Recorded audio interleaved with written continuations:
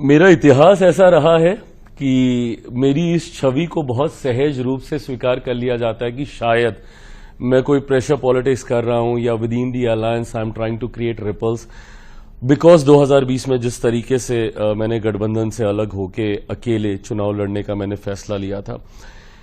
हकीकत यह है कि मैं जनता की बातों को गठबंधन के भीतर अपनी सरकार के सामने में रखने का मैं कार्य करता हूं।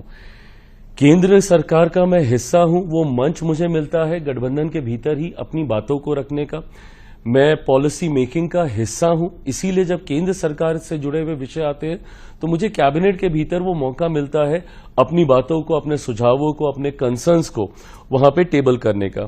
पर क्योंकि बिहार में मैं सरकार का हिस्सा नहीं हूं, मैं सरकार का समर्थन कर रहा हूं, मेरा कोई विधायक ही नहीं है तो मैं सरकार का हिस्सा हो भी नहीं सकता हूं। तो ऐसे में जब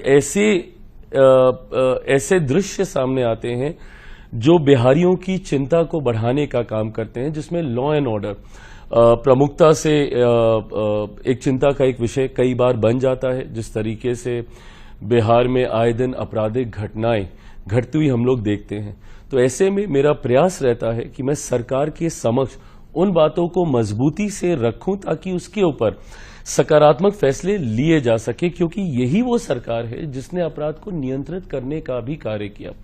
विपक्ष कई बार मेरी इन बातों को भ्रमित कर ये नैरेटिव सेट करने का प्रयास करता है कि मैं 2020 वाली भूमिका में वापस जाने की मैं कोशिश कर रहा हूं। जैसा मैंने कहा, मेरा इतिहास रहा है तो लोग भी बहुत सहजता से इस भूमिका में मुझे देखते हैं, पर कतई विपक्ष के ये सपने पूरे नहीं होने वाले। जिस गठबंधन में मैं हूं और आज की तारीख में बिहार में ये NDA alliance, I think it is a winning combination. हम 5 दलों का जो ये गठबंधन है ये अपने में एक विनिंग कॉम्बिनेशन है। एक ऐतिहासिक जीत की ओर हम लोग अग्रसर होंगे। मैं ये मानता हूं कि इस बार हम लोग ऑल टाइम हाई 225 से ज्यादा सीटें जीतकर इस बार एनडीए सरकार बनाएगा। आप कह रहे हैं हम साथ साथ हैं? बिल्कुल हम साथ साथ हैं। विपक्ष जरूर ये प्रयास करता है कि दरारें दिखा दे हम लोग के बीच में, मेरी बातों को एम्पलीफाई करके कोशिश करता है कि दिखाए कि ये देखिए ये अपने ही गठबंधन को आंखें दिखा रहे हैं, ये अपनी ही सरकार के ऊपर सवाल पूछ रहे हैं। कतई नहीं, मेरा विश्वास पूर्णतः मुख्यमंत्री नीतीश कुमार जी के ऊपर है।